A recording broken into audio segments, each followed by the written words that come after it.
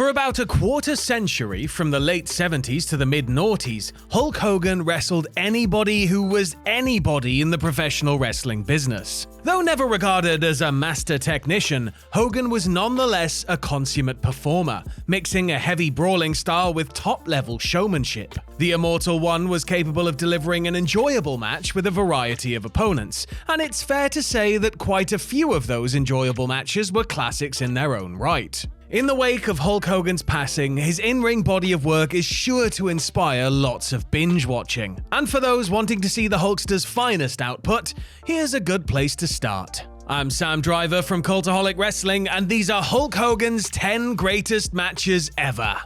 Join us.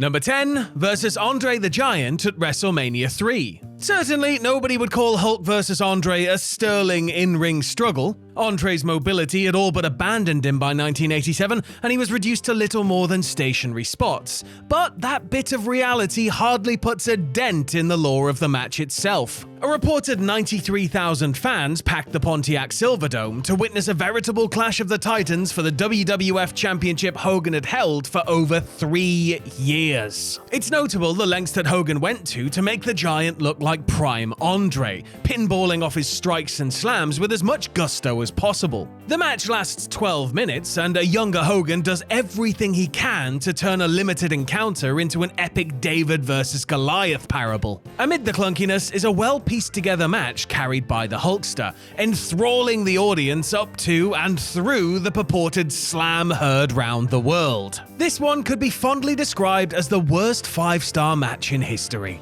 It's a legendary match from multiple perspectives. Number 9, versus Shawn Michaels at SummerSlam 2005. If you're familiar with this match, you'll know why it's gained more than a little comical infamy. Due to Hogan's alleged refusal to put a heel-turned Michaels over here, or in an intended rematch down the line, the Heartbreak Kid chose to oversell a number of Hogan's flurries in a manner not unlike a drunken tumbleweed. But despite all the overt clowning from Shawn, the match is actually a damn good SummerSlam main event. Michaels always made it his mission to steal the show on any given night, and he didn't let his dissatisfaction with Hogan's machinations dull his working resolve. For 21 minutes, 52-year-old Hogan looks latently youthful, thanks largely to his 40-year-old foe playing the role of willing ragdoll. It's a largely formulaic match that plays to each man's strengths, serving up crowd-pleasing sequences and resulting in a win for the elder star. Though it's mostly known for Michaels' spring-loaded form of protest, it's nonetheless an excellent match between warring icons and a fitting coda to a Big Four event. Number 8, with Genichiro Tenryu versus the Legion of Doom at WWF SWS WrestleFest. If you were a child deep in the throes of 1991 Hulkamania, this match may have perplexed you a bit. A mere 6 days after regaining the WWF title from Sergeant Slaughter, Hogan ventured to the Tokyo Dome for a WWF joint venture with Tenryu's Super World of Sports promotion. There, the 3-time WWF champ teamed with the SWS boss to face LOD, who were appropriately billed as the Road Warriors for the occasion. All 4 men had carved out their own unique mythos in the Far East, so this match was a huge deal for the 36,000 inside the dome. And the wrestlers honored the occasion by having a slam-bang slugfest that's never short on action. Hulk abandoned his lighter American working style to have a full-scale brawl with Animal and Hawk. Blood gets spilled and chairs get swung as the match degenerates into something that ECW crowds would have truly appreciated. Only a count-out finish mars what's otherwise a delectable slice of pro wrestling history. Number 7, versus the Great Muta at Wrestling Dontaku 93. If you thought Hogan engaging in a glorified tornado street fight inside the Tokyo Dome was weird,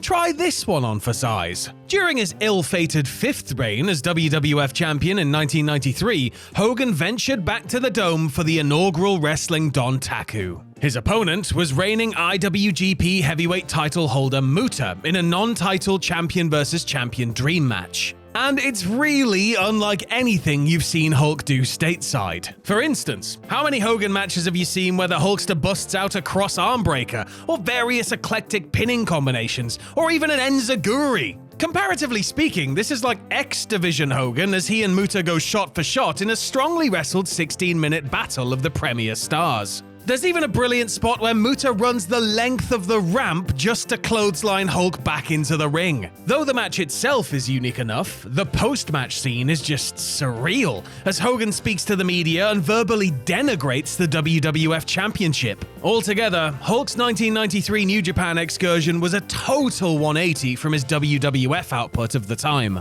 Number 6, versus Macho Man Randy Savage at WrestleMania 5. Hogan's most intense rivalry ever came to a head in an appropriately tense WrestleMania main event. Hulk undoubtedly had some strong bouts in 1980s WWF, but none blended frenetic with fury quite like his battles with his one-time Mega Powers teammate. Savage got the best out of all his opponents, and Hulk was no exception. Naturally, their greatest encounter took place after their volcanic 1989 split, following many months of subtle tension. With a distraught Miss Elizabeth standing in a neutral corner, Savage and Hogan took the fight to one another over Macho's WWF Championship. Hogan bled a little during the battle, but turned the tables with a truly unique maneuver, a running scoop slam that sent Savage flying over the top rope. In a time before finisher kickouts became all too commonplace, it was stunning to see Hogan summon his time-honored Hulk Up recharge after being hit with Savage's flying elbow smash. Hulk vs. Macho at any time between 1985 and 1990 is generally great, though their WrestleMania showdown holds a special place in history. Number 5, versus the Big Boss Man at Saturday Night's Main Event, May 1989. Saturday Night's Main Event didn't have opening credits, though the WWF could just as easily have literally billed Hogan as leading man. For most of the show's lifetime, Hogan's match was generally the main attraction, as he fought to turn back the villain du jour in compressed-for-TV battles. The most impressive TV bout of Hogan's run came against the 350-pound Boss Man inside the confines of the blue-barred steel cage. Though the match is pretty great on the whole, one spot bestows it mythic status: the superplex. Boss Man was on his way to the WWF title via over-the-top escape, but Hogan managed to snatch him on the descent. Hogan then hulked Boss Man up to the top of the cage and suplexed him back in, sending a combined 650 pounds to the canvas via rapid descent. It's the centerpiece of an inspired slugfest that demonstrated how immensely talented the super heavyweight Boss Man is, while proving that Hogan could have genuine 4-star matches on free TV. Number 4, versus Ric Flair at Halloween Havoc 94. WCW capitalized on the WWF's unwillingness to properly pay off the long-awaited Hogan vs. Flair rivalry on television, and they did so quickly. Upon Hogan's 1994 arrival, he won the WCW World title from Flair at a heavily promoted, star-studded bash at the beach in Orlando. Surprisingly, the match was a pretty good one, enhanced by all the ballyhoo. After Flair scored a count-out finish over Hogan the following month on TV, the rubber match ensued in October, and what a spectacle that was. Hogan wagered his title and career against the career of the Nature Boy inside a steel cage, where famed Hulk loyalist Mr. T served as guest referee. Respectfully, Rick, what were you thinking?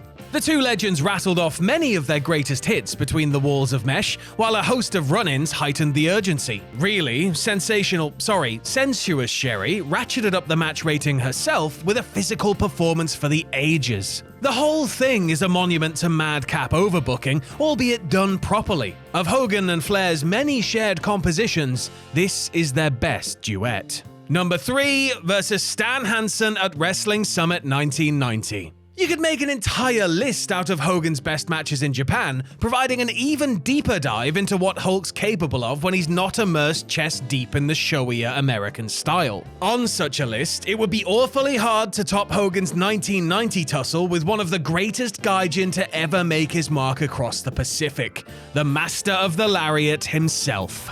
Like the match with Tenryu against the Road Warriors, Hogan gleefully took part in a tooth-and-nail melee, throwing haymakers with a true hard hitter in Hansen. Both men spilled blood throughout a battle that made copious use of the ringside area, just two uncontrollable bulls trying to pierce each other with their horns. When Hogan's busting out a bloody crossbody, you know you're watching something truly off the beaten path. Wrestling Summit was already plenty unique, being that it was a joint promotional effort between the WWF, All Japan, and New Japan, and Hogan vs. Hansen provided a fitting end to something akin to a 20th century Forbidden Door. Number 2, versus The Rock at WrestleMania X8. It was hard to know what to expect going into Rock vs. Hogan, Battle of the Generations. It had been some time since Hogan had a singles match that many fans considered really good. Meanwhile, Rock's best matches generally came when he had a skilled technician there to complement his S-tier showmanship. Whatever your expectations were going in, there's only one thing that surely caught you off guard: the crowd. Designated heel Hogan was treated as a conquering hero by over 60,000 fans at the Toronto Skydome. Hulk's first WrestleMania match in 9 years was soundtracked by an unbelievable response, astounding even Hogan himself. Fueled by this energy, Rock vs. Hogan managed to exceed almost all expectations. Though clunky in parts, Hogan was 48 and noticeably slower, their past versus present showdown delivered big moments, such as Hulk's Hulk-up sequence. Just watch the crowd. Hogan's face turn afterward may have killed off any fleeting remnant of NWO momentum, but who cares? When they talk about WrestleMania moments, this is what they mean. And number 1, versus the Ultimate Warrior at WrestleMania 6. There's something about the Skydome that just brings out the best in the Hulkster. 12 years before his fabled face-to-face with Dwayne Johnson, Hogan took part in what was dubbed the Ultimate Challenge, squaring off with reigning Intercontinental Champion Warrior. Hogan was WWF title holder, and the two babyfaces had recently met for the first time inside the 1990 Royal Rumble match. The crowd buzzed heavily for that face-off, a warm-up for an epic WrestleMania main event to come. Following a detailed template designed by Pat Patterson, the title-for-title match serves as proof that Hogan was fully capable of carrying a technically deficient worker to an excellent showing. Both Hogan and Warrior looked like superheroes in front of the stadium crowd, and their match was functionally Superman versus Batman in trunks. The Toronto crowd was near 50-50 split throughout the match, underscoring its specialness. Decades later, Hogan vs. Warrior holds up as a shining example of how larger-than-life babyface squared matches should be done, and it's also Hogan's greatest in-ring performance ever.